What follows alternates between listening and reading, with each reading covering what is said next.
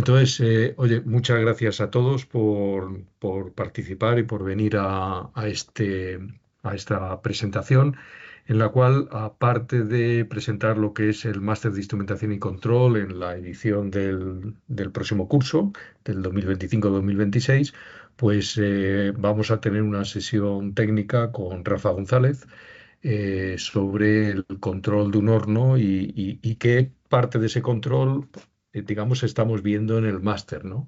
Aparte de explicar un poco el funcionamiento, ¿no? Entonces, bueno, mi nombre, me presento, soy Francisco Paco Díaz Andreu, soy el responsable del máster desde hace unos años y bueno, pues tenemos aquí también a Juan Carlos Madaña, que es otro de los profesores del máster, junto con Rafa González. Entonces, sin más dilación, pues, ¿quién organiza, digamos, este máster? Pues lo organiza ISA, sección española, y lo organiza Repsol. ISA, para el que no lo sepa, es la International Society of Automation. Es una asociación internacional sin ánimo de lucro fundada en 1945 que dedicada a la formación y a la difusión de temas relacionados con la instrumentación y el control de procesos.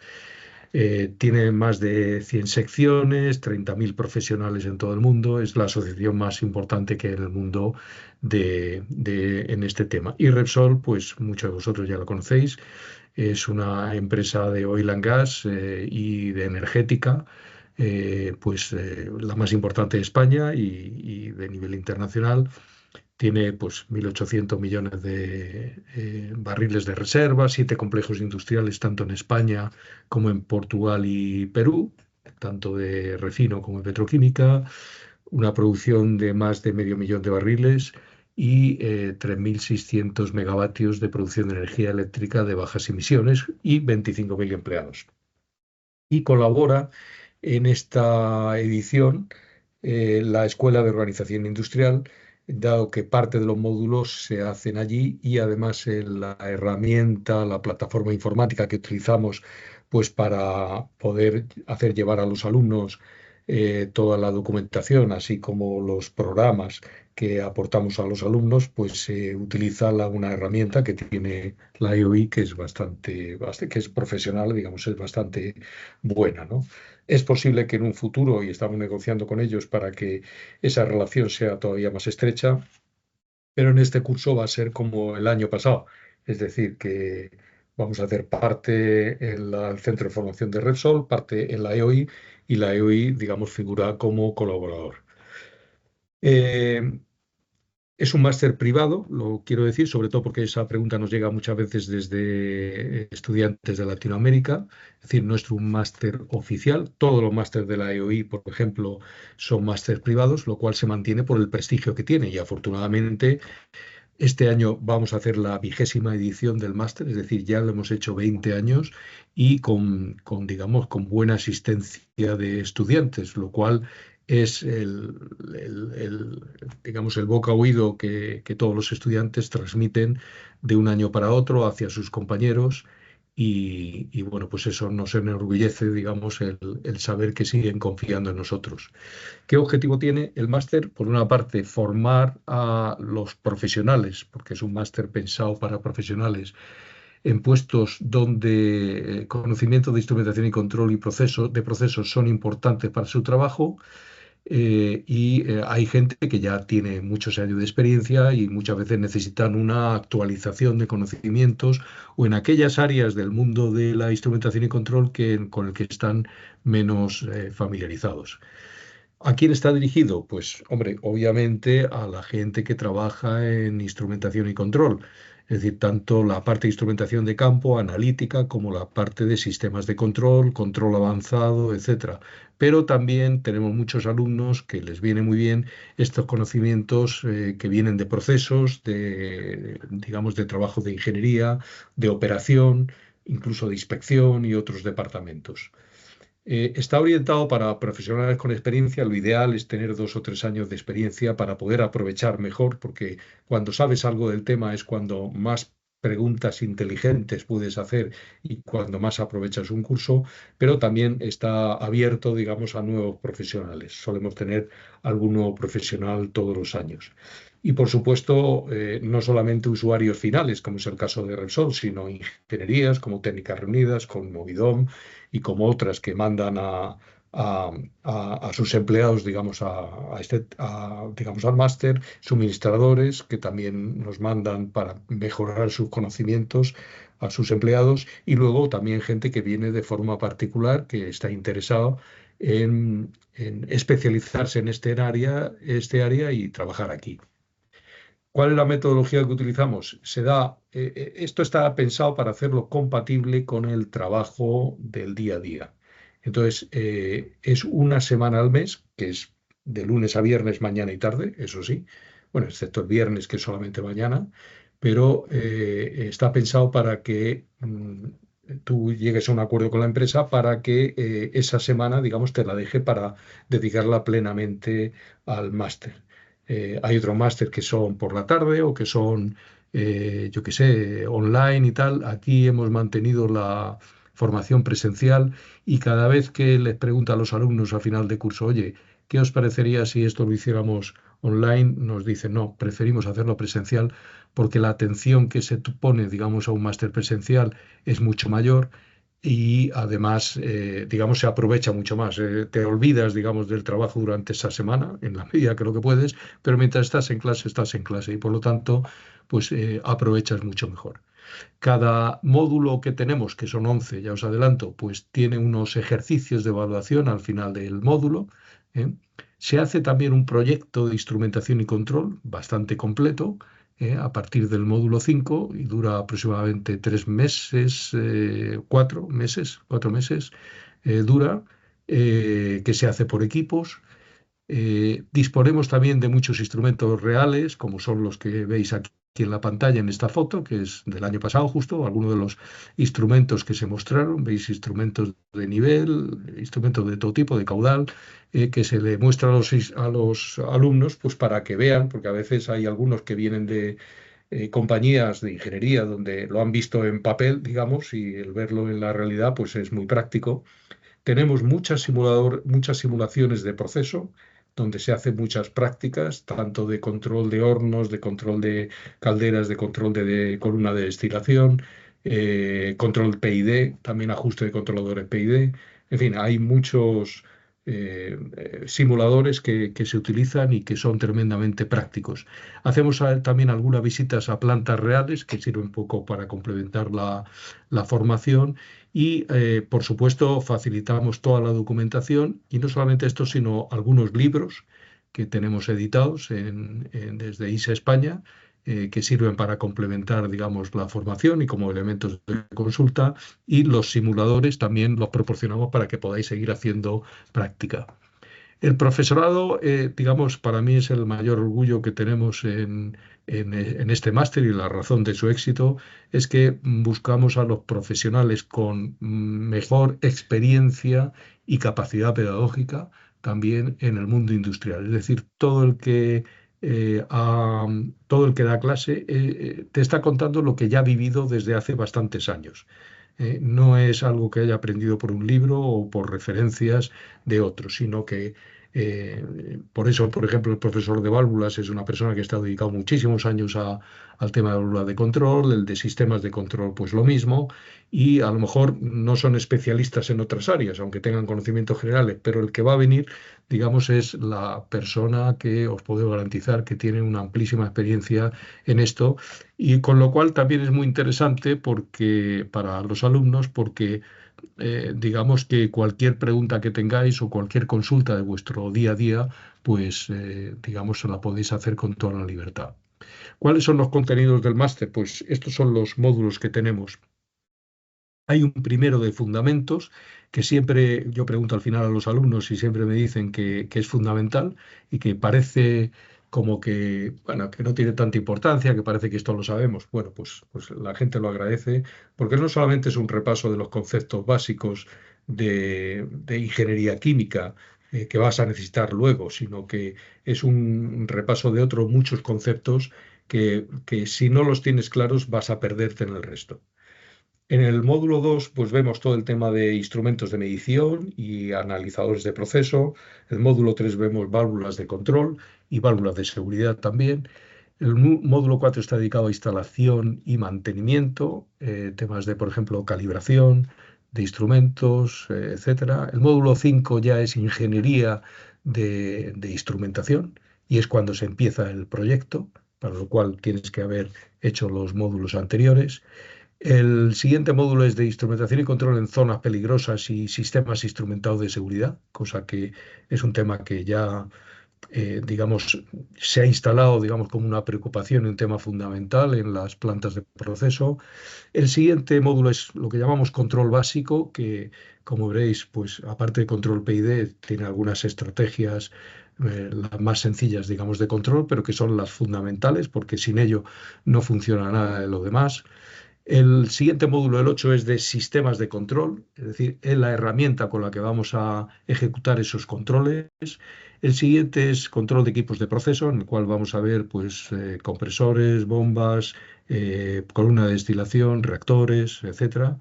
El siguiente es de control de procesos de energía, donde se va a ver cuál es el control que se utiliza en un horno, en una caldera o en plantas de generación eléctrica. Y el siguiente y el último es el de control avanzado multivariable, donde se ven un poco las técnicas más avanzadas, las que utilizas para optimizar la planta, incluyendo optimizadores en línea, incluyendo algún idea o algún adelanto de qué es lo que se puede hacer con inteligencia artificial en el tema de automatización. En fin, un poco vais a ver, vais a hablar con gente que está trabajando en estos temas todos los días ahora mismo y que están un poco digamos, en la avanzadilla en ese mundo. Y luego, aparte, se hace en paralelo, a partir del módulo 5 como decía, el proyecto de instrumentación.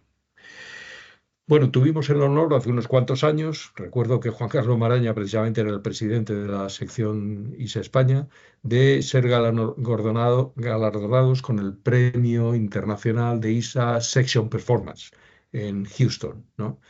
Precisamente por este máster, porque reconocieron que era una cosa excepcional. Eh, ya aprovecho para comentar que es un tema que se hizo oficial ayer también, que ISA España ha sido galardonada también este año por tercera vez consecutiva con el otro premio que se llama Section Excellence, o sea, excelencia de la sección, en el que hemos destacado, digamos, como una de las mejores secciones en el mundo para todo ISA. Luego, también es verdad, algunos de los alumnos que tenemos se pagan el máster pues porque lo hacen de forma particular, no es la empresa la que le manda y nos suelen llegar pues de cada año pues 6, 7, 8 ofertas de empresas que están interesadas, que tienen necesidad de contratar gente en el mundo del control y de la instrumentación y que bueno, pues nos piden algún alumno y entonces entre esos alumnos pues nosotros les informamos a los alumnos de qué ofertas han llegado y entonces pues ya la negociación se tiene con la empresa y de hecho pues este mismo año pues se han colocado varios alumnos. Nosotros no garantizamos nada en este sentido porque depende de la empresa, pero bueno, pues la verdad es que en la práctica sí que suele ser bastante positivo a la hora de encontrar trabajo para los que lo estén buscando. Bueno, condiciones económicas y modalidades. Primero, tenemos tres modalidades. La que nosotros recomendamos, que es la de máster completo, es decir, hacer todos los módulos. Ahí, esto se puede hacer en un año o incluso en 2 años. Luego hay otra que se le da a las empresas, que es lo que llamamos bono de empresa, en la cual pues la empresa contrata 11 módulos y lo va repartiendo entre sus empleados pues en función de sus propios criterios, ¿no? De qué es lo que necesita cada alumno, cada persona, cada empleado, y muchas veces, muchas empresas lo que hacen es que pues lo utilizan para que los empleados completen el máster en un par de años, ¿no? Hacen la primera mitad el primer día, el primer año, y luego la otra mitad el siguiente. Y luego también tienen la posibilidad de hacer módulos sueltos, es decir, a mí me interesa mucho el tema de aulas de control, bueno, pues solamente tal, porque de lo demás, pues ahora mismo no puedo o no me interesa.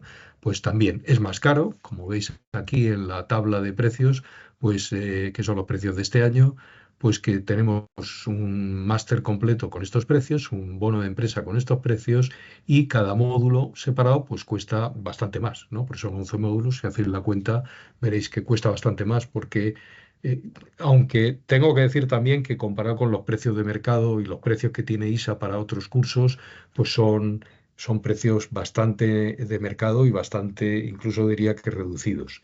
El precio reducido que pone aquí, que es un más económico, pues se aplica pues tanto a socios de ISA, patrocinadores de ISA España, empresas colaboradoras de ISA, de Repsol y del máster, y aquellas empresas que contraten 3 o más máster completos o bonos de empresa. ¿Eh? Dentro del coste está incluido no solamente la impartición del curso, también las comidas que se hacen en un centro o en otro, ahora os explicaré, y la documentación. Y hay un cierto número de ayudas que se dan a capítulos de estudiantes de ISA España. ¿Eh? Y dentro del coste está incluido para aquellos que no sean socios de ISA, pues se les incluye de forma gratuita su inscripción durante 2 años a ISA Internacional, que te incluye ISA España también, que son $154 anuales. Luego, bueno, pues aquellos que estén interesados que escriban a isa@isa-spain.org.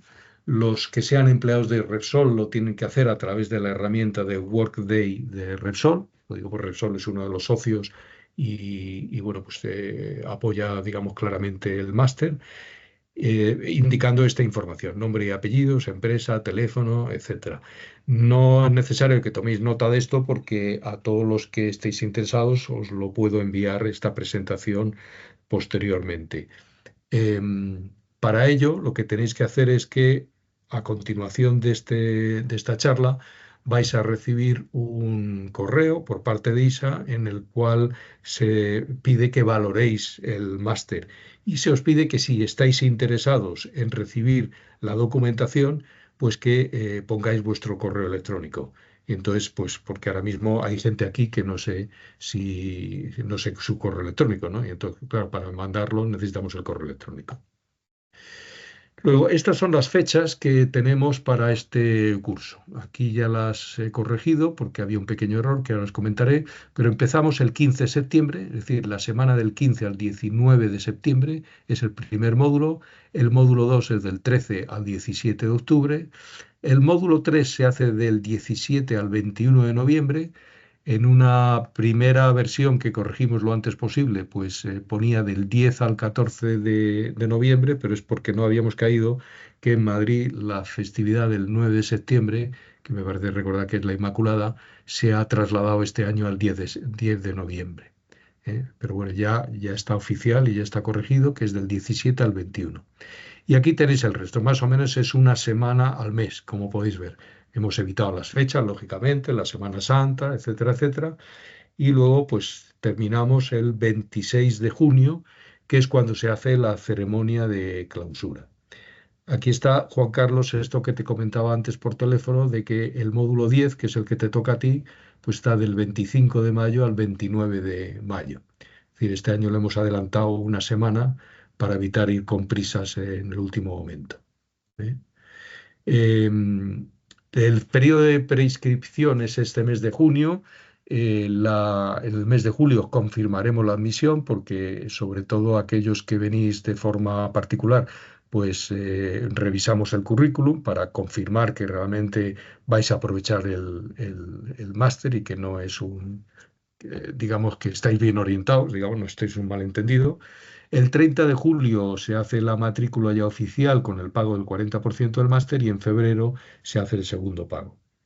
¿Dónde se imparte? Pues igual que este curso, pues vamos a impartir los módulos 1 a 8, es decir, de septiembre a abril, lo vamos a impartir en el centro de formación de Repsol que está en Móstoles.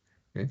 ya os facilitaríamos en su momento, pues cómo llegar, en fin, medios de transporte público o si queréis ir en coche, pues también podéis ir. Los módulos 9 al 11, es decir, los de mayo y junio, se harían en la EOI, que está en la Ciudad Universitaria de Madrid, en la calle Gregorio del Amo, pues número 6, ¿eh? Que tiene metro a la puerta, vamos. Y nada más por mi parte, en principio. No sé si tenéis alguna pregunta que queréis aprovechar para hacer ahora. Abrir el micrófono sin mayor problema. Si habéis puesto el chat, no lo estoy viendo, o sea que si alguien ha puesto algo en el chat, pues diría que me haga la pregunta directamente abriendo el micrófono.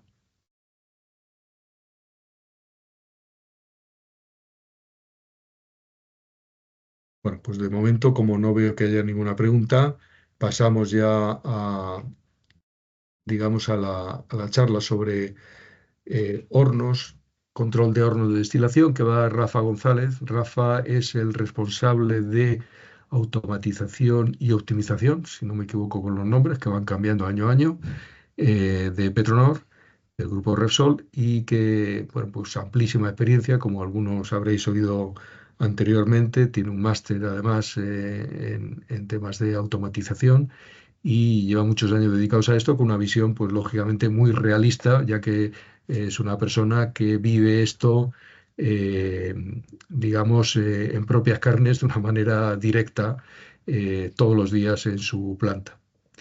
O sea que, Rafa, cuando quieras. Vale, pues nada, supuestamente ya tenéis que estar viendo la presentación, creo que la estoy Sí, compartiendo y sí. supuestamente también me tenéis que estar escuchando.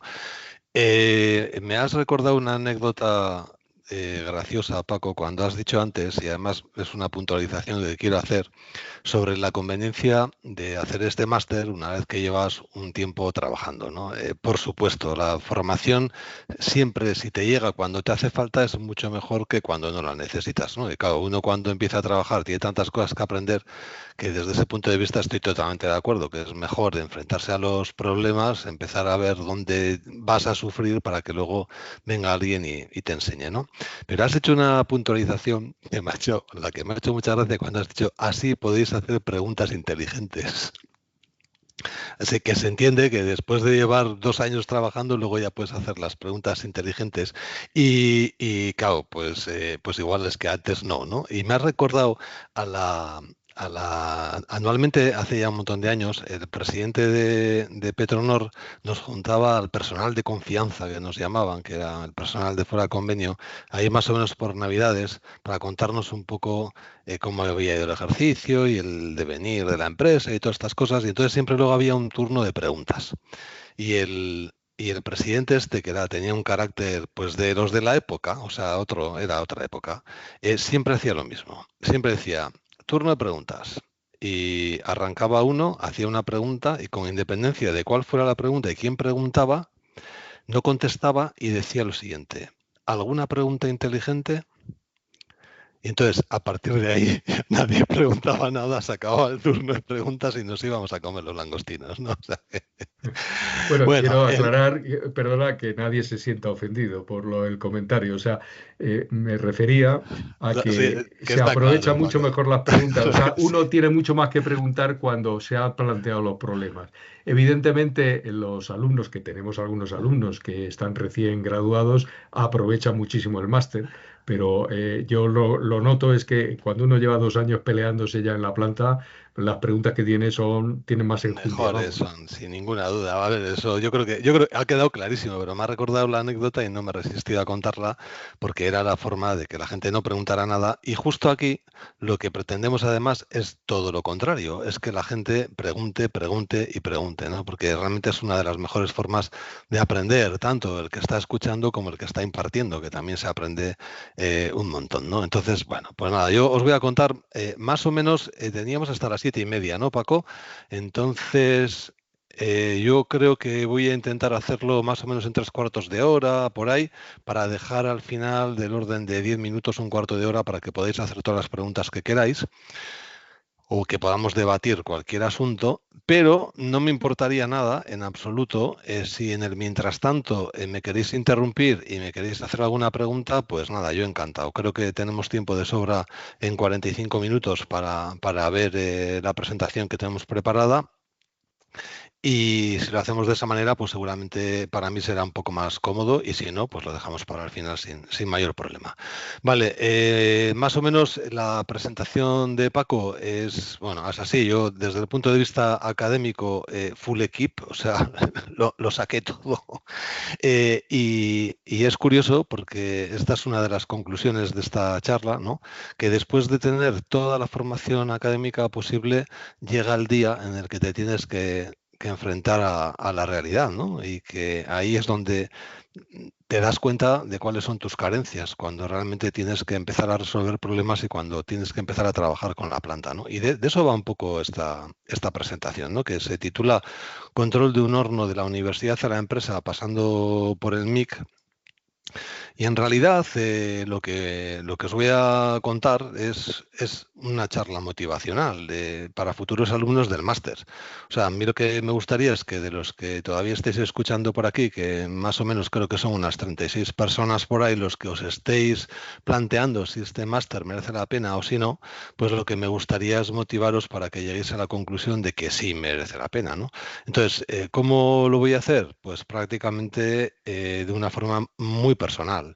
Voy a contaros un poco cuál ha sido mi viaje en todos estos años de profesión ligado a la automatización, que bueno, antes recordaba con Juan Carlos que ya son más de 30 años dedicados a la automatización, el control y la optimización de los procesos, y pues quieras que no, y si sigues trabajando en la especialidad, pues es que te han tenido que pasar cosas, muchas cosas, algunas cosas buenas, algunas cosas malas. Hemos procurado aprender y sobre todo siempre se aprenden más de las malas que de las buenas.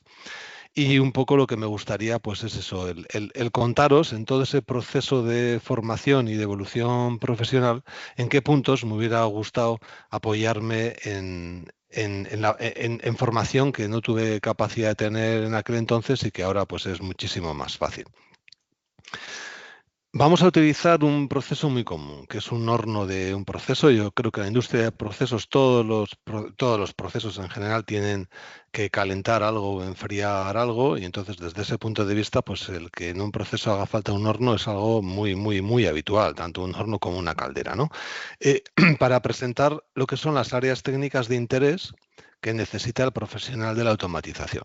Un profesional de la automatización, en principio, vamos a ver de forma bastante general, porque la realidad es que nadie sabe de todo, todos tenemos más o menos una idea de todo, pero no puedes aspirar a ser especialista de todos los ámbitos y de todas las áreas requeridas para hacer cualquier proyecto de automatización.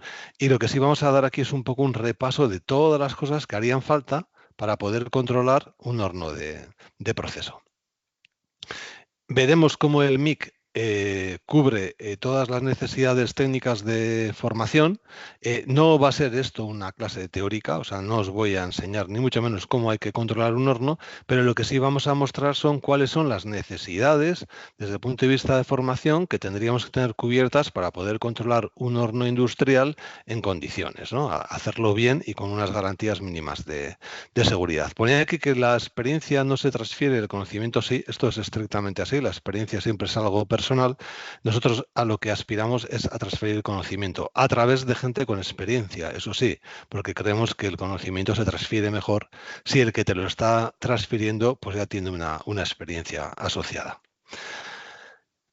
Esto es un poco el sumario de lo que vamos a ver, la oferta formativa universitaria, luego os contaré cómo fue más o menos mi primer día de trabajo, modelo de competencias técnicas, nos meteremos en el horno, viendo algunos de los detalles del horno, luego veremos con un poco más de detalle esto del MIC desde un punto de vista de contenidos, qué es lo que realmente tiene y al final, como os he dicho, pues haremos unas conclusiones y luego si preguntas y debates si fuera el caso. Vale, empezamos directamente por la oferta universitaria, lo que os decía, yo hice el grado, el posgrado, el máster, el doctorado, toda la historia. Y hoy en día podéis hacer exactamente lo mismo. O sea, en la universidad hay cantidad de másters relacionados con la automatización Yo aquí solamente he puesto algunos de los que ahora mismo están en vigor en universidades, que no he puesto las universidades, pero vamos, que son universidades de las conocidas que tenemos aquí a mano, y veréis que cualquier máster tiene componentes o tiene asignaturas pues que están muy relacionados, ¿no? Con, fijaos, sistemas robótica y sistemas de percepción, programación de sistemas, modelado, control avanzado, sistemas electrónicos de medida, automatización industrial, o sea, hay este es otro máster, ¿no? Dice sensores, robótica, modelado, identificación, control multivariable. Otro máster. Control automático, automatización de procesos, control digital. Esto está sacado directamente de las webs de las universidades que ofertan estos másters. Y bueno, aquí realmente hay de todos los contenidos que estrictamente pues, serían suficientes y necesarios también para poder ejercer la profesión, y que de hecho todos estos títulos que al final te facultan una capacidad es porque realmente el sistema entiende que, el sistema académico entiende que para poder ejercer una profesión tienes que tener unos conocimientos mínimos, y a través de la obtención de un título pues estás ya facultado para realizar el trabajo asociado al título que hayas obtenido, ¿no? O sea que, vamos, la universidad será por falta de formación. Hay absolutamente de todo. La realidad es esto, que la oferta académica es amplia y variada. Normalmente es de tipo general, excepto en los casos que haya una motivación industrial cercana y concreta, ¿no?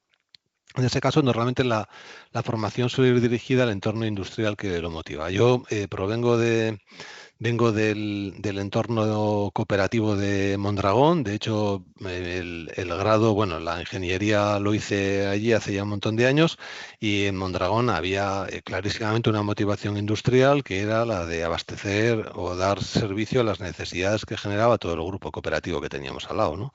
Se trabajaba muchísimo con temas de máquina herramienta, muchísimo con tema de electrodomésticos y de automatización vinculada a todos esos sectores. Entonces, bueno, es normal que cuando tienes una motivación industrial cercana, pues alrededor la formación que se imparta en las universidades pues esté un poco más dedicada, ¿no? Pero salvo esos casos en los que hay una motivación industrial muy clara, me estaba acordando ahora de otro ejemplo de la Universidad de Vigo, en la que allí con todo el sector de automoción que tienen, pues hacen muchísimas cosas dedicadas al sector de automoción, ¿no? Pero hay otras tantas, ¿no? Y si no, pues normalmente lo que tenemos es una formación un poco más general. En la mayoría de las incorporaciones en el área de automatización en la industria de procesos, casi todas las personas que empiezan a trabajar en estos ámbitos tienen algún grado universitario en alguna de estas carreras, ¿no? Automática, electrónica industrial, ingeniería química, ingeniería industrial, tecnologías de la información. Y lo que está claro es que ningún grado por sí solo cubre las necesidades generales requeridas en la industria. O sea, nosotros cuando contratamos a alguien, de serie le vendrán más o menos cierto tipo de conocimientos en función de lo que haya estudiado, del grado que haya realizado, del máster que haya realizado, pero siempre hay que complementarlos, ¿no?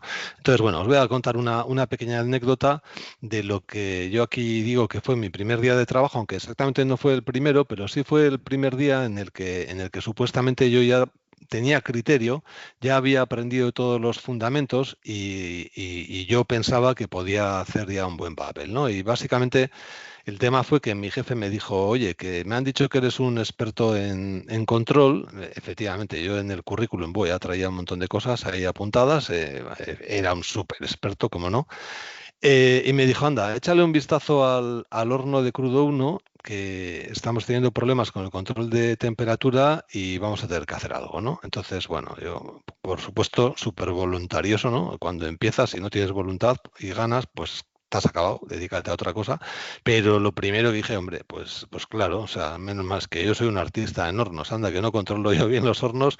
Tiré de los apuntes que tenía de todo lo que había hecho en mi formación académica, y me encontré sobre hornos, que básicamente los hornos con los que habían trabajado eran hornos como este de aquí, de esta maqueta, en el que tenías ahí una resistencia que calentaba, una transferencia de calor, un medidor de temperatura y tal y cual, ¿no? Y cuando me acerco al proceso, pido documentación del proceso, lo primero que me encontré fue con esto.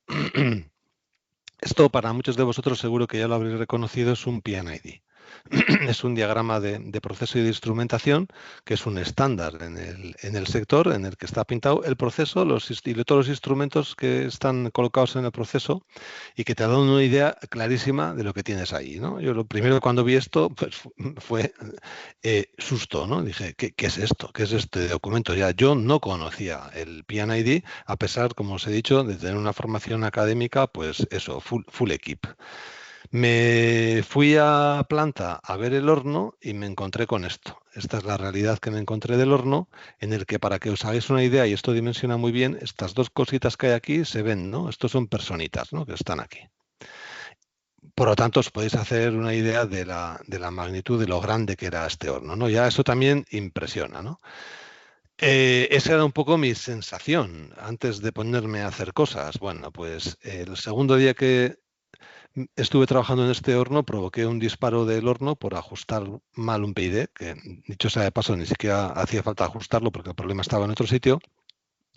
Y esto sí que descubrí la humildad como el principio básico, uno de los principios básicos necesarios para ejercer esta profesión, ¿no? O sea, por mucho que tú te creas que sepas, plantéate que igual las cosas no son como tú lo habías pensado, ¿no? Te lo tienes que plantear absolutamente todo y desde luego cuando estás empezando un trabajo nuevo, por supuesto. Bueno, paré el horno, no pasó nada, se pierde parte de la producción, no pasó nada. Al siguiente día seguí trabajando y al siguiente día volví a parar el horno por segunda vez.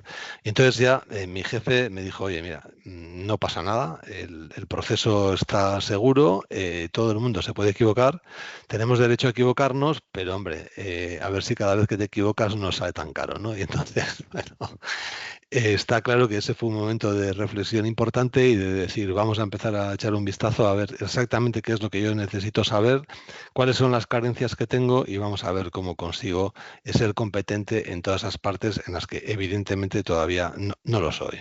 A pesar de, como os he dicho, tener una formación académica que parecía que lo tenía todo, ¿no? Entonces, para cortar este periodo de incompetencia funcional de los recién incorporados a las empresas, pues normalmente se suele establecer algún procedimiento para intentar aprender todas esas cosas necesarias lo antes posible, ¿no? Nosotros lo que lo hemos hecho es a través de la definición de un listado de competencias que son requeridas para el puesto de ingeniero en automatización, ¿no? Entonces, ese listado de competencias básicamente son estas 8 que hablan del esquema productivo del negocio, procesos de refino y química, instrumentación, control de procesos, analítica de datos, simulación, control multivariable y optimización. Entonces, ¿de qué se trata esto de este modelo de competencias? Pues que tienes que hacer una evaluación en cada uno de esos puntos para ver tú dónde estás, ¿no? Si eres nuevo, si conoces algo, si estás aprendiendo sobre esa competencia, si la aplicas o si la transfieres. O sea, si ya eres un experto en la materia y estás enseñándolo a los demás, ¿no? Entonces, en función de este modelo competencial, en función del resultado de la evaluación, pues se establece un itinerario formativo que, bueno, pues aquí pongo que es un puente a la realidad, que en realidad dices, vale, pues me falta todo este conocimiento, pues ahora vamos a ver qué tenemos que hacer para adquirir ese conocimiento. Y más adelante os diré que todo esto del máster es una de las piezas clave en todo en el itinerario formativo que tenemos definido en Repsol. Vale, entonces, el horno como un proceso. ¿Qué es un horno? Lo primero que tenía que haber hecho, vamos a ver por dónde tenía que haber empezado, lo primero que tenía que haber hecho era conocer el proceso. Siempre digo, y lo repito un montón de veces en las clases, que para controlar bien un proceso, lo primero y más importante es controlar bien ese proceso. Si no conoces el proceso, difícilmente lo vas a poder controlar. Oye, una pregunta tonta, me estáis viendo, ¿no? Porque me acabo de dar cuenta que no tengo yo aquí ahora el retorno de la imagen. Me, Sí, sí, me- sí, Sí, sí, sí, se ve. Se se ve, ve. vale, vale, perfecto.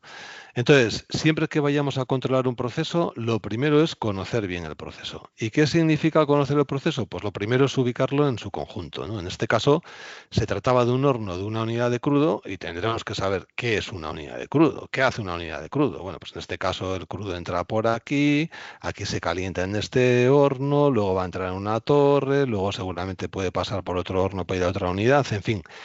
el contexto, dónde estamos, qué es una unidad de crudo, cuál es el objetivo de este equipo, para qué queremos calentar esto que está entrando por aquí, ¿no? Eso hay que tenerlo clarísimo antes de meterse en el detalle. Luego, cuando entremos un poco más en el detalle, el siguiente paso es ver lo que llamamos el PFD, el Process Flow Diagram, que es una simplificación del P&ID. Y aquí ya se van a empezar a ver cosas, se van a empezar a ver cosas de detalle, vamos a empezar a ver equipos. Aquí no sé si lo veis, igual lo veis muy pequeñito, pero ya empiezan a ver bombas, intercambiadores de calor, recipientes, por supuesto, líneas, tuberías. Aquí está el horno, aquí hay una columna, aquí pues puede haber algún tipo de reactor, en fin. Empiezas a ver que aquí hay mucha interacción entre los procesos, que todos estos intercambiadores de calor, fijaros, esto es lo que llamamos los intercambiadores del tren de intercambio en la entrada, aquí se está intercambiando calor entre fluidos diferentes, que lo que está haciendo es acoplar o provocar interacciones entre las distintas partes del proceso, que esto nos va a condicionar muy mucho cuando luego vayamos a controlar el proceso, el que esto sea más fácil o sea más difícil. Todo eso hay que conocerlo.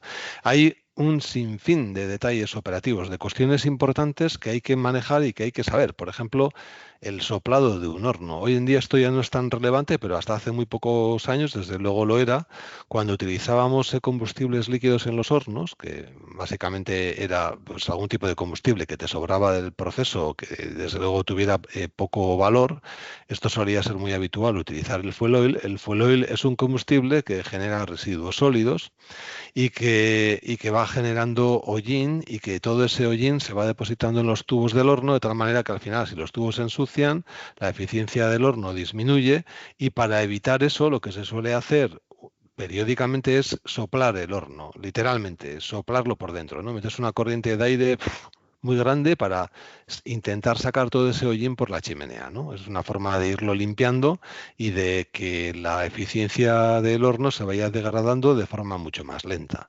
Bueno, pues este soplado, cada vez que se sopla, imaginaos que le puede pasar a la temperatura de salida. Si estás metiendo aire frío, seguro que el horno se va a enfriar.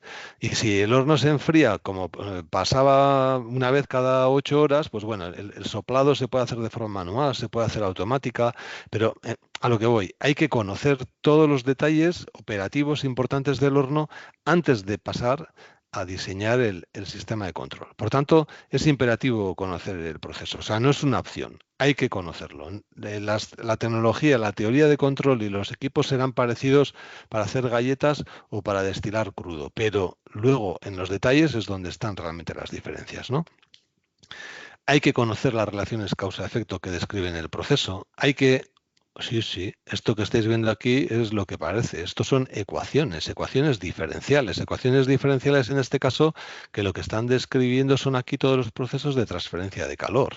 O si tenemos una reacción química, en este caso una reacción de combustión, aquí podemos ver hasta la estequiometría de la reacción. Y sí, hay que tener una idea. O si vamos a trabajar con vapor, hombre, pues conocer el diagrama de Molière, saber qué es lo que está pasando aquí, conceptos mínimos de la termodinámica, son absolutamente fundamentales.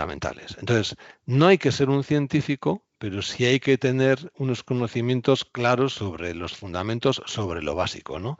Y vais a ver a partir de ahora, aquí abajo, siempre que aparecen los 11 módulos del máster, de tal manera que cuando vaya a hablar algo que tenga incidencia en alguno de estos módulos, o que en ese módulo se imparta algo relacionado con lo que estoy hablando, le voy a poner aquí en el cajetín el color verde, ¿no? Entonces, en este caso, ¿de qué estamos hablando? De lo básico, de los fundamentos, lo que os decía, conceptos físico-químicos básicos que afectan o que prácticamente se dan en todos los procesos industriales. Pues por eso hemos considerado importante hacer el módulo 1, que es en el que se ven un poco todas estas cosas transversales y que van a aparecer prácticamente en cada uno de los procesos que vayáis a querer controlar, ¿no? Entonces, recordad que a partir de ahora, cada vez que veáis por aquí abajo encendido algo, es porque vamos a estar hablando de algo que se imparte en ese módulo. ¿De acuerdo?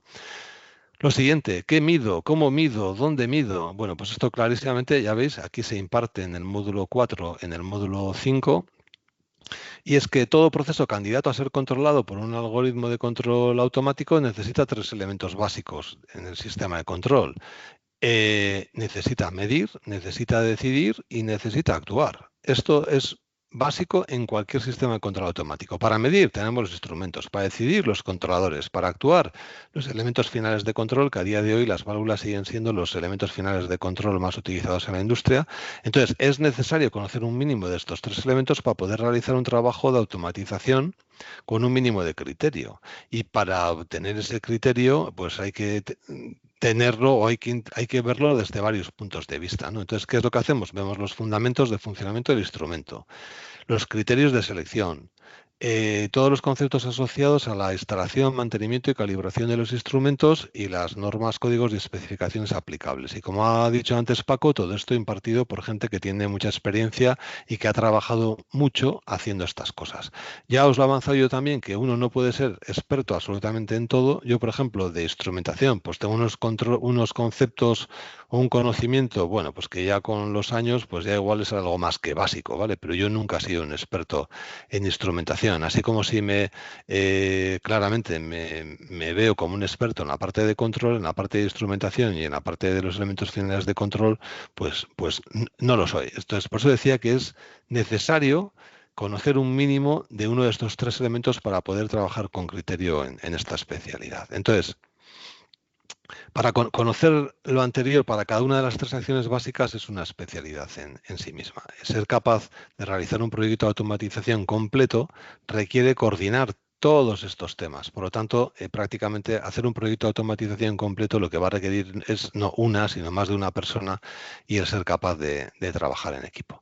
Bueno, cuando vayáis al detalle, cuando cojáis un PNID y veáis aquí todas estas cajitas, todo esto que hay por aquí, pues es esencial que sepáis leer bien un PNID. Si no leéis bien y no sois capaces de interpretar todo lo que está aquí, os estáis perdiendo parte de la información fundamental de lo que tenemos en el proceso, ¿no? Entonces, normalmente las medidas habituales son caudal, presión, temperatura, niveles, incluso instrumentos analíticos, que son todos estos que están pintados por aquí. Bueno, aquí simplemente he resaltado algunos para que veáis que este PNID pues tiene un montón de instrumentos, ¿no? Pero, como os he dicho antes, no solamente hay que conocer los fundamentos de la medida, sino luego hay que conocer los fundamentos de la herramienta que estás utilizando, del instrumento en sí, de saber, coño, esto que hay aquí, esto qué significa, esto qué hace, esto para qué sirve, ¿no? Entonces, en el máster intentamos que los instrumentos se vean, se toquen, porque una imagen vale más que 1000 palabras, ¿no? Los especialistas pues ya entrarán en el detalle, en todos los detalles. Para la gente que vaya a trabajar esto de una forma un poco más transversal, pues los conocimientos que se imparten en el máster le vendrán muy bien para que por lo menos no toques de oído, para que cuando estés hablando de instrumentos, pues que sepas los fundamentos y un poco más. Vale, las válvulas de la actuación, ¿no? Las válvulas de control. Las válvulas de control pensamos que es un instrumento muy especial y que merece capítulo aparte, ¿no? Tanto es así que merece que le dediquemos un módulo completo, que creo recordar que es el módulo 3, ¿no? Estamos una semana entera con un profesional con varios profesionales de las válvulas de control, toda la semana hablando de válvulas de control. Entonces, bueno, el desempeño, como os he dicho, depende muy mucho del elemento de final de control y la válvula de control merece que la conozcamos bien, merece dedicarle tiempo, dedicar esa semana, el saber de los internos de la válvula, cómo están construidos, cuáles son los distintos tipos de válvulas, cómo calcularlas, cuáles nos vienen mejor en una aplicación y cuáles vienen mejor en otra. Bueno, y como os he dicho, sí, esto se da en el módulo 3. Así que, desde el punto de vista del conocimiento en la actuación, el conocer bien las válvulas de control es algo absolutamente necesario. Yo suelo comentar que no sabes suficiente de instrumentación hasta que no seas capaz de entender una hoja de datos, ¿no? Yo creo que esto os podía servir como autoevaluación. Si cogéis una hoja de datos de cualquier instrumento o de cualquier válvula y veis de todo lo que hay aquí, si sois capaces de entender toda la información que hay aquí, pues entonces eso seguramente querrá decir que sabes lo suficiente de ese equipo. Si por el contrario, cuando ves aquí no tienes, solamente eres capaz de distinguir 3 o 4 cosas, entonces es que tienes que aprender algo más. Vale, respecto al horno, ¿qué controlo? ¿Cómo controlo? ¿Dónde lo controlo? Bueno, pues el poder medir y poder actuar está bien, pero para cerrar el lazo, para tener ese sistema automático de control, necesito que alguien controle, ¿no? Entonces, cuando cogemos el PNI, si os fijáis por aquí, todos estos, aquí pone F y C, aquí pone P y C, todo esto son controladores, ¿no? Y controladores, bueno, he querido traer aquí una reseña histórica de cómo fue mi primera vez en la sala de control, cuando teníamos los sistemas de control antiguos, los sistemas de control analógicos que estaban en panel.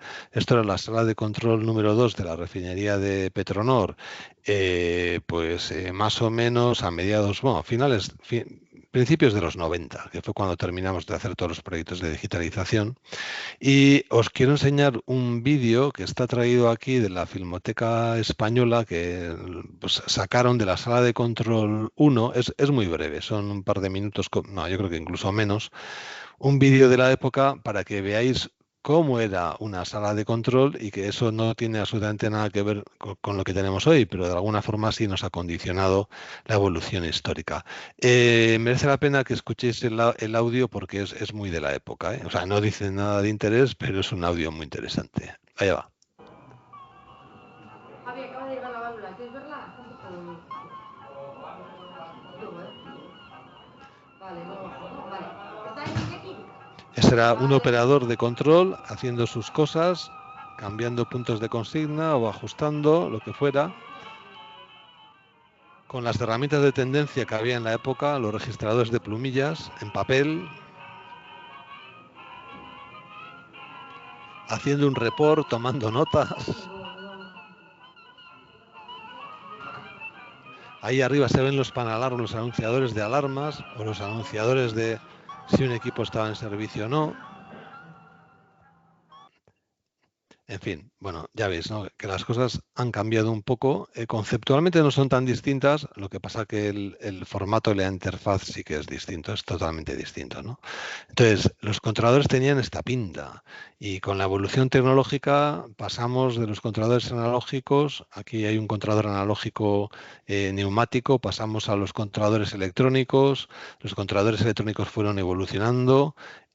A día de hoy pues tienen esta pinta que no tiene nada que ver con lo que había antes, ¿no? Esto es toda electrónica que está embebida en la sala de racks en cabinas. Desde el punto de vista de la operación hemos pasado también, como veíamos antes en la foto, de estar ahí trabajando de pies en una pared para adelante y para atrás con los instrumentos. Y aquí arriba, por ejemplo, este era el caso de la otra sala de control que tenía aquí unos paneles de baquelita que nos daban una idea de cómo era el proceso. Aquí había pintados una especie de PFDs, que esto por supuesto no tenía ningún tipo de interacción, pero bueno, quedaba bonito, ¿no? Pues pasamos de aquí a las salas de control con un sistema de control distribuido y todo esto ha ido evolucionando. Hoy en día el sistema de control distribuido ya no son estas pantallitas que había antes, ahora son pantallas mucho más grandes, con mucha más información. Hemos incorporado también en los interfaces pues, elementos que están deslocalizados, que están eventos móviles, que están en planta, que te permiten hacer cosas como realidad aumentada, dar muchísima más información. Al final, el tener más información no significa que lo hagas mejor, significa que tienes más información, ¿no? Y esa deriva en el tiempo sí que la hemos tenido, y es que cada vez tenemos más información hasta tal punto que a veces incluso yo me siento desinformado, ¿no? Pero en el ámbito del control de los procesos esto ha sido, vamos, una constante. Cada vez hay más datos, cada vez hay más datos, cada vez hay más datos, y luego ya veremos y nos preguntaremos qué hacemos con los datos, ¿no? Pero bueno, en respecto al control, fijaros que aquí hay 1, 2, 3 módulos que están muy vinculados directamente con lo que es el control. Y una de las claves del control y una de las estrellas principales del control es el algoritmo de control PID, ¿no?, que sigue siendo el controlador industrial más utilizado en la industria.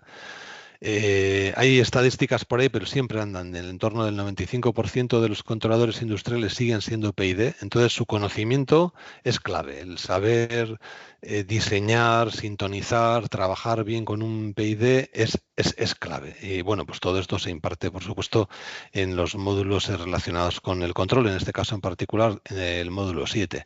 Y una vez que entendemos bien cómo funciona un PID, pues ahora es necesario saber todas las combinaciones habituales, lo que llamamos los esquemas de control habituales en planta, para poder solucionar pues, los problemas de control típicos y tradicionales.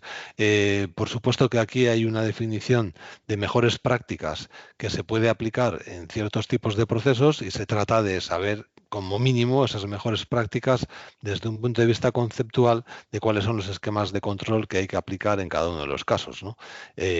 Hablamos de control en cascada, de control feed-forward, de ratios, de override.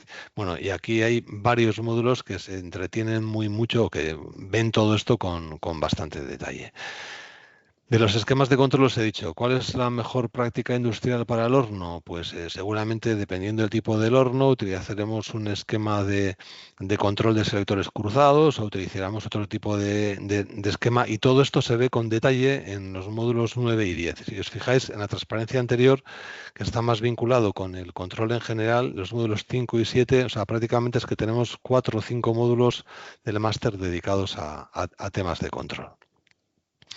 Vale, y una vez que ya he medido, he actuado y he controlado, la siguiente pregunta que nos haríamos es si podemos optimizar económicamente el funcionamiento del proceso, ¿no? Y entonces, bueno, pues aquí quiero ilustrar todo esto de la optimización con lo que yo llamo la ecuación básica del beneficio, que esto es algo muy sencillo, muy sencillo, muy sencillo, y que dice que el beneficio de cualquier proceso de producción es los productos que estoy produciendo multiplicado por el precio al que soy capaz de vender estos productos.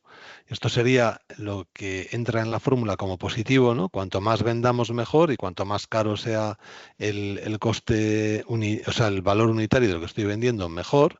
Y ya esto hay que restarle un montón de cosas, ¿no? Que es el valor de la materia prima por el coste unitario de la materia prima, menos los costes de producción, que aquí, bueno, se pueden incluir un montón de cosas, los directos, los indirectos, por supuesto la energía, el coste de los recursos y la inversión que te hace falta para poner todo esto en marcha, ¿no? Entonces, ¿qué es lo que pasa?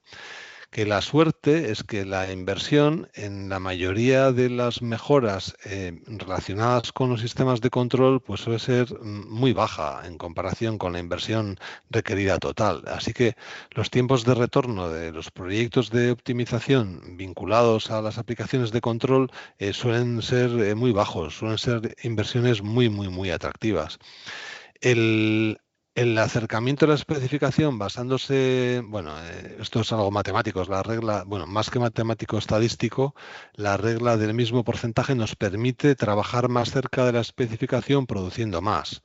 Y el optimizar a partir de optimizar el consumo energético en los procesos, que todo esto viene derivado de las leyes del proceso, es algo que se ve en el módulo 11, de tal manera que intentamos incidir en el coste de la producción minimizándolo, intentamos incidir en la producción de los productos maximizando la producción, de tal manera que las técnicas que se ven relacionadas a la optimización siempre están orientadas a maximizar el beneficio, ¿no? Entonces, esta es la pregunta, ¿no? Ahora que el proceso está controlado, ¿existe alguna posibilidad de optimizarlo? ¿Se puede conseguir ganar más en el mismo proceso a base de utilizar mejor el control? Bueno, pues la respuesta es sí. Siempre se puede hacer mejor, pero sin descuidar todos los objetivos adicionales y que siempre tienen que ir incluidos en un proyecto de optimización, como son, el primero es la seguridad.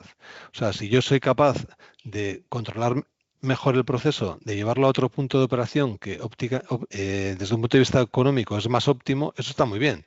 Pero si desde un punto de vista económico es mejor, pero desde un punto de vista de seguridad es peor, porque podemos estar más cerca de un límite, por ejemplo, de un equipo que me va a provocar que igual salte una PSV o que pueda tener un incidente industrial, pues entonces tendré que ponderar un poco esa mejora económica si realmente me merece la pena, ¿no? Entonces, todas estas preguntas se tienen que contestar, y todos estos aspectos se tienen que incluir cada vez que pensamos en un proyecto de optimización. La seguridad, el cumplimiento de las especificaciones de calidad de los productos. Hombre, por supuesto, si yo soy capaz de producir a menos coste, pero los productos que estoy produciendo tienen fallas porque la calidad no es la requerida, pues seguramente al final eso tendrá alguna incidencia con mi cliente y tendrá alguna repercusión en ese beneficio, e incluso podemos tener hasta pérdida de clientes, ¿no? Queremos ser más eficientes con los operadores, queremos rechazar mejor las perturbaciones y aumentar la estabilidad del proceso, y todo esto es necesario al final para maximizar la productividad del proceso. Bueno, Eso, como hemos visto, se ven las técnicas habituales de optimización, algunas con más detalle, otras con menos, porque la verdad es que este campo es amplísimo y hay muchas herramientas disponibles en el mercado. Entonces, bueno, nosotros las que vemos en el módulo 11 son las más habituales, las que más se utilizan en la industria, y luego se hacen un poco una introducción a todas esas nuevas herramientas que están irrumpiendo con fuerza, algunas con más éxito, otras con menos éxito, pero hablamos eso de cosas vinculadas a la inteligencia artificial y a todos estos algoritmos nuevos que a veces no aportan tanto como parece, pero solamente se habla tanto de ellos que hay que tener un conocimiento mínimo para, como mínimo, eso, aunque sea tocar de oído, conocer alguna de las técnicas. Otras, sin embargo, las que se utilizan más en la industria, estas se verán con detalle, ¿no? Y luego, esta es la pregunta que igual nos la teníamos que haber hecho en primer lugar: si todo esto que hemos hecho es seguro. O sea, tened en cuenta que si un proceso no es seguro, si no podéis garantizar el funcionamiento seguro del proceso, pues eso va a querer decir que en algún momento lo vais a tener que parar, y que luego, cuando lo vayáis a arrancar, si es que lo podéis arrancar, pues seguramente habrá que responder también a muchas preguntas o dar muchas explicaciones. Entonces, desde el punto de vista de la seguridad del proceso y de las personas, el aspecto es el aspecto más importante de cualquier sistema de control distribuido. Pues en este horno que veíamos, ¿dónde están? Todo esto vinculado con la seguridad. Pues bueno, en este caso hablamos de los enclavamientos, ¿no? Que estarán por aquí, estas I de interlocks, en el que hay una capa de seguridad que lo que intenta es, además de que el proceso pueda estar controlado, pues cuando deje de estarlo, que el proceso pueda ir a un punto de operación seguro, que muchas veces, pues en este caso, en el caso del horno, el punto de operación seguro seguramente consistirá en cortar el combustible, en barrer el hogar del horno, en una serie de acciones para que el proceso vaya a un punto de operación seguro, ¿no? Entonces, todos los aspectos vinculados con la seguridad del proceso son una especialidad en sí mismo, ¿no? Todo proceso ubicado en un área clasificada está sujeto a una normativa especial, ATEX, que hay que conocer y respetar.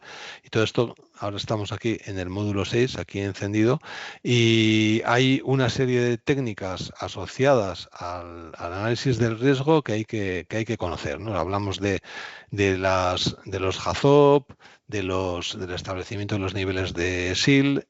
En definitiva, lo que hay que conocer son todas esas medidas paliativas que hay que introducir en el control de los procesos para garantizar la seguridad. Vale, y visto todo esto, ahora pues miramos el MIC, ¿no? El MIC, que pretendemos que sea un puente entre la universidad y la empresa, como os he dicho antes, que sea parte importante de ese itinerario formativo que hace falta para ir de donde estás cuando empiezas a trabajar en una empresa a donde debieras de estar en función de ese modelo de competencias que os decía. Y vemos pues los 11 módulos que se imparten en el máster, pues que lo que pretenden es justo eso. Antes los ha enumerado Paco, voy a volver a repetirlo yo, porque el módulo 1 habla de fundamentos generales, conceptos básicos del proceso de instrumentación. Aquí tienes un poco más en detalle. Luego, como os vamos a dar la documentación, eso tampoco hace falta que entremos aquí en todo el detalle, lo podéis ver luego con más tiempo y hacer las preguntas si os surgen dudas cuando queráis. En el módulo 2 hablamos de medición de variables del proceso desde un punto de vista básico. En el módulo 3, elementos finales de control. Básicamente es toda la semana hablando de cosas relacionadas con las válvulas automáticas de control. En el módulo 4, temas de instalación, pruebas, puesta en marcha, mantenimiento de instrumentación, ajuste y calibración de instrumentos. El módulo 5, ingeniería de instrumentación. Aquí es básicamente donde se ven todos los aspectos del proyecto y la gestión de un proyecto. El módulo 6 está vinculado a la instalación en atmósferas explosivas y los sistemas instrumentados de seguridad. El 7 es el control básico. El 8 habla de sistemas de control. El 9 y el 10 son de control de equipos de procesos concretos, ¿no? El 9 habla de control de cambiadores, torres de destilación, bombas y otros equipos. Y el 10 básicamente lo mismo, pero de procesos energéticos, ¿no? Para terminar con el 11, hablando del control avanzado multivariable, de toda esa parte vinculada vinculada más a la optimización económica en el control de esos procesos. Y luego recordad que siempre hay un proyecto de ingeniería que digamos que es un nexo o un vínculo de unión entre muchos de estos módulos, que pues es lo que supuestamente haríamos cuando en una empresa tenemos que participar en un proyecto de automatización. Así que como conclusiones generales, pensamos, bueno, lo creemos firmemente, ¿no? Que el MIC es un excelente puente entre los dos mundos. Nos permite que para el profesional que ya está trabajando, el que tenga una oportunidad única de acelerar su aprendizaje, y al recién graduado pues le facilita enormemente su inmersión en el mundo industrial. Como os decía antes, lo que pretendemos es minimizar ese tiempo de incompetencia funcional, ¿no? Vale, todos los módulos son impartidos por profesionales reconocidos en el sector con amplia experiencia. En varias empresas del sector se ha convertido en parte esencial de este itinerario formativo definido en el modelo de competencias técnicas que os he comentado antes. Y bueno, pues esta es la realidad, que muchas empresas confían en el máster para formar a sus profesionales en el ámbito de la instrumentación y el control. Y cada vez esto se está convirtiendo en algo que tiene más peso y buscan talento en la gente que ha hecho el máster de cara a contratar a nuevos profesionales, porque es verdad que hoy en día se está convirtiendo en un proceso muy complicado el encontrar buenos profesionales. O sea, cada vez cuesta más. Bueno, perdón, se han impartido 18 con la de este año 19, ¿no? Que el año que viene empezamos la edición número 20.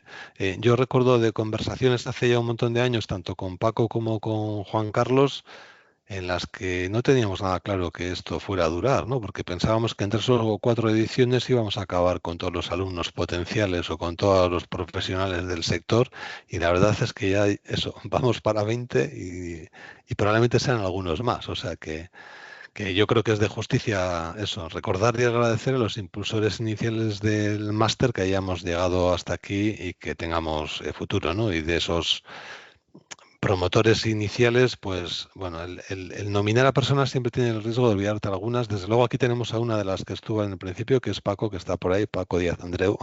Pero hay otras con mucho peso, como Julio Rivas, de Diego Ergueta, Manolo Boyaín, y seguramente me olvidaré de algún notable, ¿no, Paco? Pero más o menos yo creo que vosotros fuisteis un poco los que impulsaron todo esto al principio. Sí.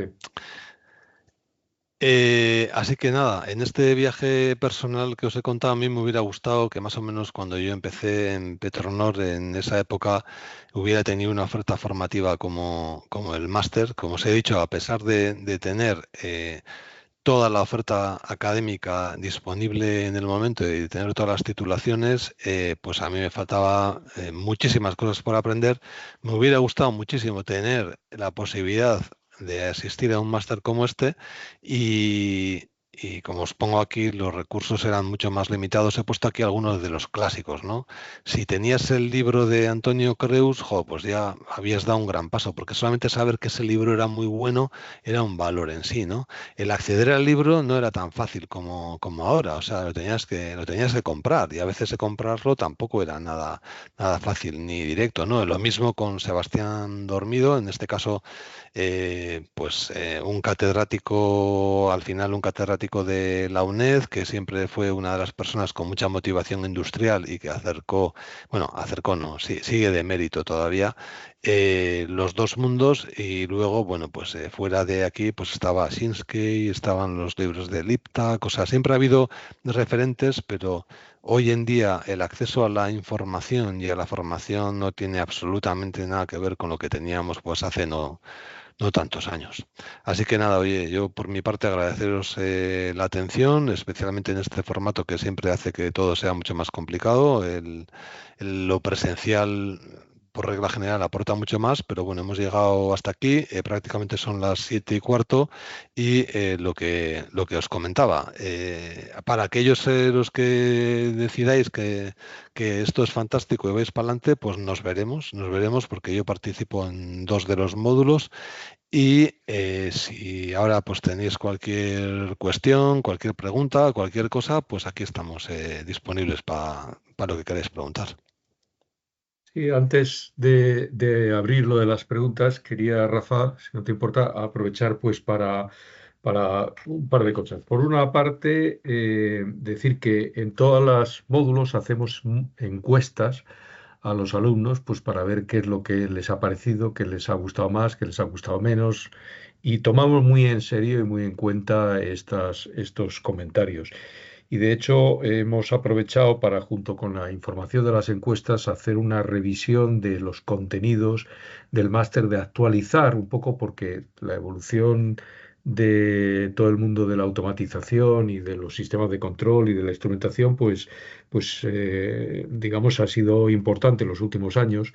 Y bueno, pues hemos hecho, yo creo que han participado del orden de 60 personas, tanto profesores como profesionales de empresas, que han estado dando su opinión sobre el contenido de cada uno de los módulos, y con ello pues hemos sacado conclusiones que pensamos que merece la pena pues actualizar alguno de ellos, y yo creo que ha sido un ejercicio de revisión importante. Y luego también otra cosa que quería comentar es que si alguno, digamos, se ha quedado con la impresión de que esto es exclusivamente de procesos petroquímicos, no es así. Es decir, la intención del máster es que no solamente trate de procesos petroquímicos, sino trate de procesos industriales en general y del control de los mismos. Además, con varias matizaciones. Cada profesor cuenta un poco su experiencia. Hay profesores que tienen experiencia también en otro tipo de plantas, ya sea de farmacéuticas, alimentación o cemento o otro tipo de procesos. Eh, pero primero, el mundo de la automatización es muy similar en todos los negocios, y muchos profesores, cuando hablan del mundo de la automatización en la industria petroquímica, tener en cuenta que la automatización de procesos en la industria petroquímica es muy asimilable. Todo lo que veáis en un proceso es muy asimilable a lo que podéis ver en otro, con lo cual no es un tiempo perdido, sino todo lo contrario, vais a aprender mucho. Y, y nada más, no quería enrollarme más, y dejo abierto pues a ver qué preguntas tenéis o qué dudas o qué comentarios queréis hacer, eh, pues preferiblemente pues eso, abriendo el micrófono.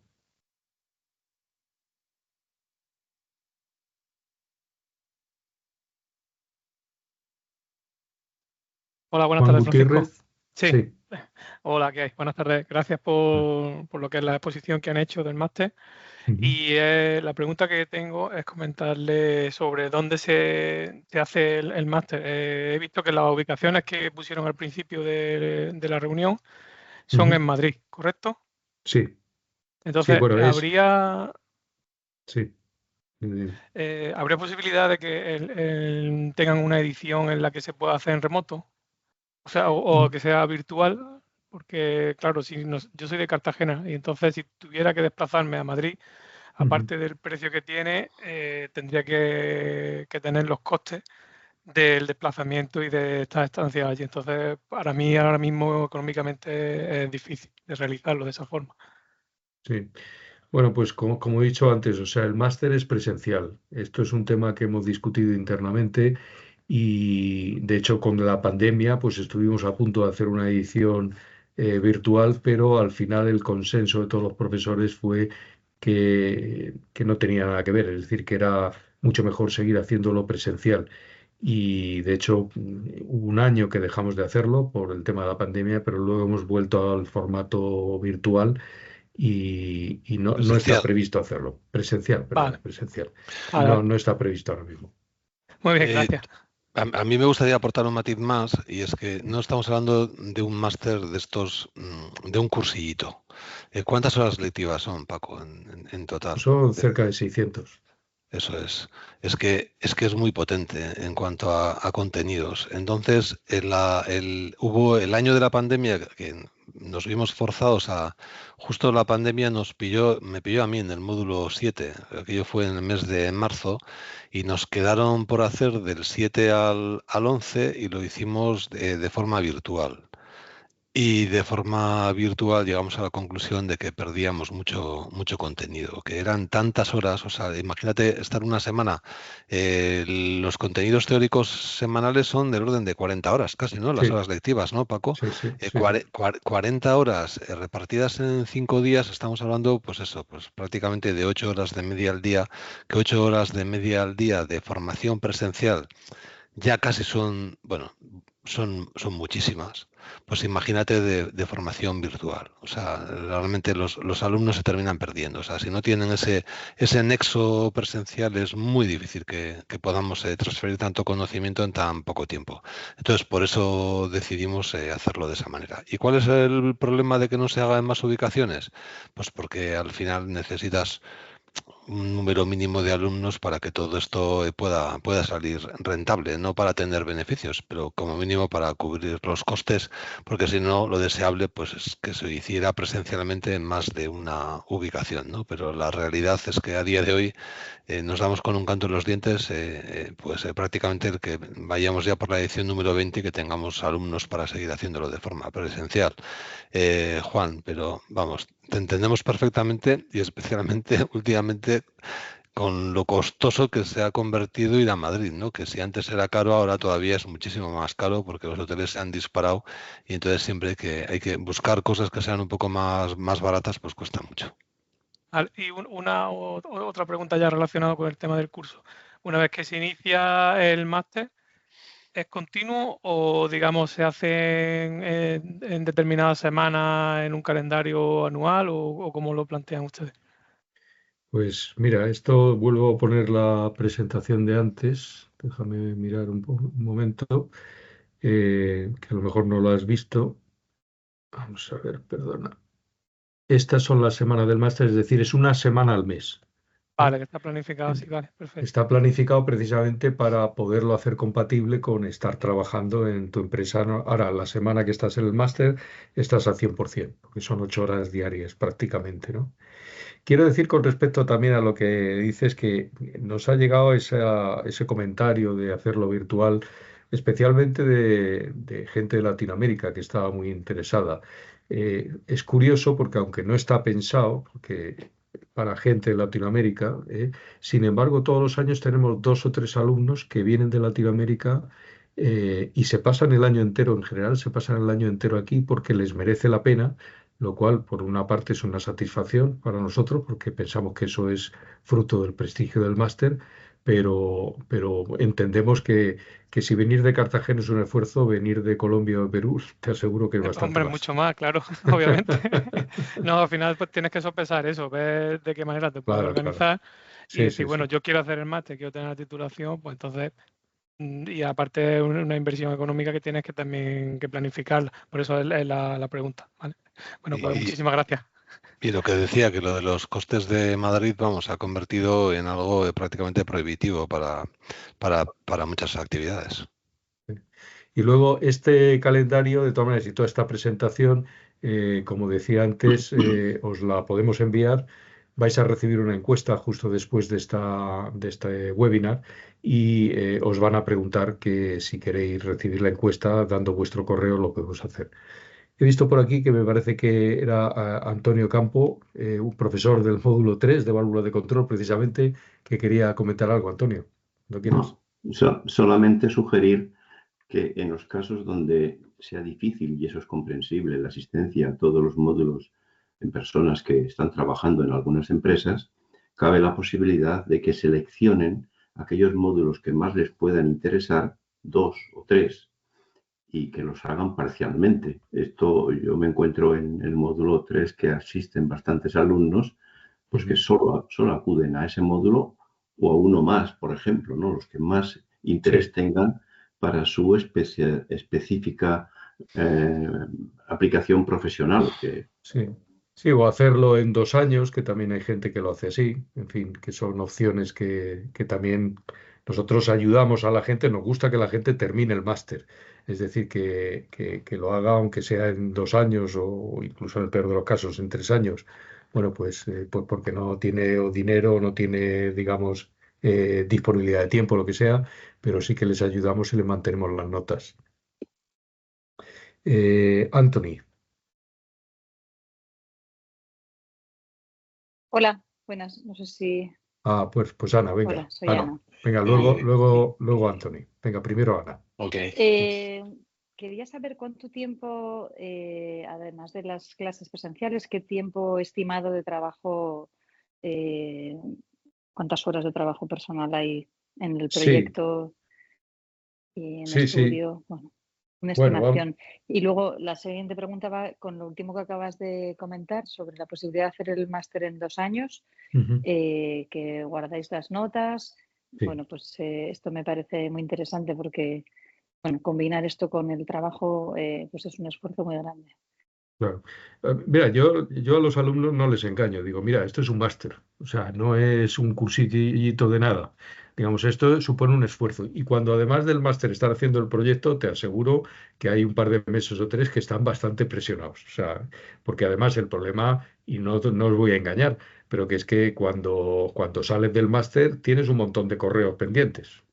O sea, eso en el trabajo tampoco vamos. En las empresas Sí, sí, normalmente es una realidad. respetan el tiempo, pero eso pasa con los cursillos virtuales también. Es decir, los cursos virtuales es peor, porque entonces muchas veces estás haciendo el curso virtual y te llama el jefe por teléfono, te pone un correo con algo urgente y no te queda más remedio de dejar el curso para ir allí. La ventaja de hacerlo presencial es que no te queda, vamos, que no tienes esa posibilidad. O sea, como mucho en los descansos, alguna cosa urgente, ¿no? Me decías, ¿cuántas horas, digamos, adicionales?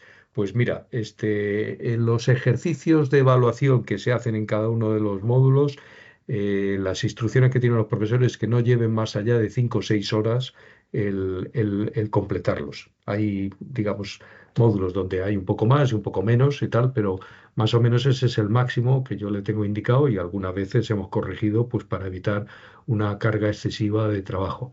El máster, o sea, perdona, el proyecto eh, también lleva una carga adicional, se hace en equipo, es decir, normalmente el equipo se organiza y se divide en el trabajo. Hay una parte de la nota que es por el trabajo que presentan conjuntamente, con lo cual se tienen que poner de acuerdo, y otra porque todos tienen que entender la globalidad del proyecto, y otra parte, digamos, que es una puntuación personal o individual, para evitar que nadie digamos, esconda, digamos, detrás del grupo, ¿no? Eh, no te sabría decir exactamente cuántas horas, digamos, supone lo del máster, supone un cierto trabajo, o sea, no te voy a engañar, ¿eh? Proyecto. Esos son esos dos Vale, meses que decía que hay una cierta presión, que suele ser, pues eso, entre febrero y abril más o menos, que es cuando más trabajo tienen los alumnos, ¿eh? ¿Vale? de acuerdo. Vale, muchas gracias. Muy bien, Anthony. Buenas tardes, ¿qué tal? Buenas Eh, tardes. Tengo dos preguntas. La primera es con respecto a la preinscripción. ¿En qué fechas se están confirmando ya las preinscripciones? Porque yo mandé la preinscripción y me comentaron de que la respuesta la dan todavía a finales de junio. ¿Es correcto? No, exactamente yo creo que eso venía en el folleto y viene en la información que he dado. La prescripción, es decir, la posibilidad de inscribirse está es a lo largo del mes de junio. Y luego la contestación, o sea, la confirmación de que estáis inscritos lo damos en el mes de julio. Yo procuro que esto sea en la primera quincena de julio, ¿eh? Vale, de acuerdo.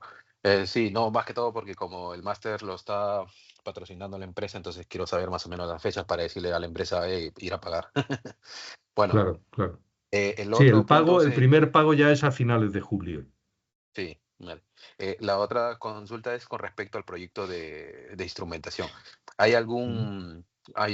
como dice, hay una regla o algún parámetro, algo que diga, mira, solamente pueden hacer estos tipos de proyectos de instrumentación o puede ser, por ejemplo, en general, ¿no? Ponte en caso que sea un control de un horno, túnel, por ejemplo, ¿no?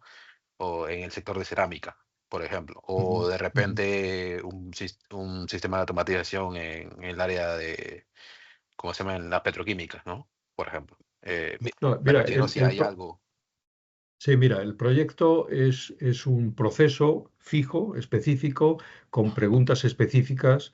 Se os da un montón de material de, por ejemplo, hojas de datos que tenéis que rellenar.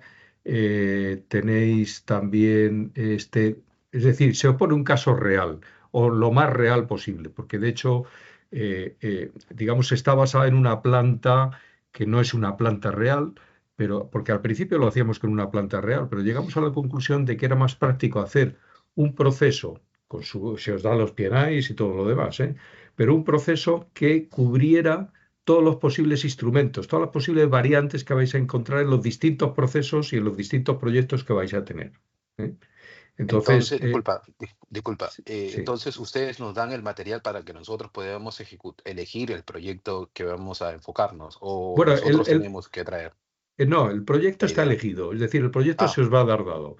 Lo que se os va a bueno. decir es, tenéis este problema, tenéis esta planta, ahora tenéis estas condiciones de proceso, tenéis estos materiales, estas hojas de datos, Ujú. estos requisitos y tenéis que ahora que preparar todo el proyecto, la ubicación de los instrumentos, etcétera, etcétera. Se os dan los planos de ubicación, los planos de implantación en la planta y con eso tenéis que armar vosotros pues las cajas de conexiones, la lista de instrumentos, en fin, lo que es un proyecto, lo que luego en el día a día hace cualquier ingeniería, ¿eh? Y cualquier empresa, digamos, cuando tiene que hacer un proyecto por su propia cuenta, ¿eh? Es prácticamente lo mismo que tiene que hacer luego en la práctica. Pero vamos, el proyecto se os da todo el material para que vosotros lo hagáis. Y de todas Vale. maneras, Paco, lo que sí hay una vocación, bueno, y más que una vocación, sino una instrucción explícita a los profesores cuando imparten conocimientos más o menos generales, es de intentar utilizar procesos que sean lo más genérico posible y que todo el mundo, con independencia del sector del que venga, más o menos se sienta identificado. Y eso suele pasar, porque a mí me pasa todos los años, que siempre viene alguien de otro sector distinto que tiene una particularidad y que normalmente pues lo suelo menos mirar luego fuera de clase, ¿no? Porque no hay ningún problema. Y aparte que, bueno, pues por regla general, pues el interés por la profesión sigue estando ahí. Y entonces, claro, si estamos viendo hornos, pues veremos un horno general, pero luego pues no será lo mismo un horno en una industria de petróleo que en una fábrica de galletas. No tiene nada que ver, ¿no? Y esas particularidades, pues por regla general luego siempre se ven o se pueden ver a título individual. Ujú. Muchas Muy gracias. bien. Curro Artillo. Hola, buenas tardes. Bueno, lo primero, Paco, Rafa, muchas gracias por vuestra presentación. Yo solo tenía una pequeña curiosidad. Me preguntaba si a lo largo de los módulos del máster están contempladas tareas y trabajos de simulación y si en tal caso es necesario que nosotros como alumnos aportemos nuestros respectivos portátiles para la instalación de algún software comercial de simulación o del tipo que sea. Sí, sí, mira, desde hace ya unos años lo que estamos haciendo es pedir a los alumnos que traigan su propio portátil por varias razones. Primero, porque lo estaban haciendo ya. Nosotros al principio poníamos unos portátiles para uso de los alumnos, pero al final cada uno ha acabado utilizando el suyo. ¿Por qué? Pues porque toda la documentación os la podéis bajar, no damos documentación en papel, también te lo tengo que decir, y entonces lo que hemos visto desde hace unos años es que los alumnos ahora estáis acostumbrados a tomar apuntes directamente sobre el PDF que se os da de documentación. Los simuladores también se os da para que os lo bajéis y se dan una serie de programas de cálculo. En esos programas, dicho sea de paso, se os da con suficiente antelación para que normalmente hay que pedir permiso al departamento de informática de vuestra empresa, es lo que hemos visto en la mayor parte de los casos, para que os permitan instalar esos programas. Si tú tienes un ordenador propio, personal, pues entonces normalmente no tienes problema porque tú eres el administrador. Si es un PC de empresa, el administrador es informática, ¿no? Y entonces tienes que acudir a ellos. Pero por eso se da con suficiente antelación para que lo podáis cargar. Lo que sí es importante decir también, Paco, es que todo el software que utilizamos en las simulaciones en el máster, la propiedad es del máster, o sea, el software que se ha desarrollado específicamente para el máster, que se le da a los alumnos, que lo podéis instalar, por supuesto, sin fines comerciales, pero para fines de aprendizaje, de todo lo que queráis, todas las veces que queráis y en todos los ordenadores que queráis. Y que eso en sí mismo pues tiene un valor muy importante, porque estamos hablando de simulaciones rigurosas de procesos pues muy utilizados en la industria de procesos. O sea que, bueno, de procesos y de equipos utilizados en la industria de procesos y con sistemas de control pues que son los más habituales. Esa parte suele ser muy valorada por los alumnos porque da mucho valor añadido. Y ese tipo de software pues está en muchos módulos. Yo me estoy acordando ahora del 7, del 9, del 10, del 11 y luego, por supuesto, hay otros módulos que tienen sus propias herramientas informáticas, ¿no? El de Antonio, no sé cuántas herramientas informáticas utilizarás, Antonio, para el tema de las válvulas, pero vamos, seguramente más de una y lo mismo para otros módulos. Sí, Antonio. Sí, Por alusiones. es un programa de cálculo, de válvulas, de cálculo, no de selección, sino de cálculo, puesto que la selección es precisamente lo que hay que aprender. Y es un programa libre. En general, los programas que el máster entrega son programas libres, no están ligados a ninguna, digamos, licencia específica, ¿no? Con lo cual, el alumno se queda con ese instrumento, después en su vida profesional lo podrá usar o no lo podrá usar o usa a otros, me da lo mismo, porque el cálculo de válvulas, por ejemplo, o la selección o el cálculo de una placa orificio o la selección de un instrumento, en estos momentos ya está muy normalizado. Una de las cosas que yo explico es la cantidad de normativa, IEC o ISA o API o ASME, etcétera, que un instrumentista, un jefe de instrumentación, un experto tiene que manejar. Hay mucha norma que hay que conocer. Precisamente, quizá esa es la parte un poco más difícil, porque es entrar en un mundo nuevo. Antes una persona preguntó que cuántas horas de estudio aparte personal se requieren. Pues se requieren toda la vida. No te asustes, pero se requiere toda la vida. En el máster se dan las herramientas para que tú sigas aprendiendo. Quizás es el reto de los profesores, enseñar a estudiar por cuenta propia. Puesto que el estudio en instrumentación no se termina con un curso, ni un cursillo, ni un máster. Continúa. Y para eso están el resto de semanas del mes. Y ahí cada uno hace lo que libremente quiera. Pero el estudio va ligado a la instrumentación. Sin estudio no se avanza en la instrumentación. Vale, pero que quede claro, Curro, que todo el software que se utiliza es eso, o bien de licencia propia del máster o de dominio público, pero vamos, no hay ningún coste adicional por licencias que requiera el alumno para seguir el máster. Vale, todo claro. Muchas gracias. Una de las cosas que yo creo que podéis estar viendo, y tenemos varios profesores aquí que ya han hablado, es que os van a transmitir su amor por la profesión y el entusiasmo que tienen por lo que están trabajando. Y eso yo creo que es impagable, ¿no? Igual que es impagable, por ejemplo, algunos programas de cálculo que, por ejemplo, los que da Rafa y Gaizka para el tema de ajuste de controladores PID. Bueno, pues ya me hubiera gustado en mi época, digamos, haber tenido esas lecciones y esos programas porque, vamos, digamos, son impagables. Muy bien. Antonio, no sé si querías decir algo más o se te ha quedado la mano levantada.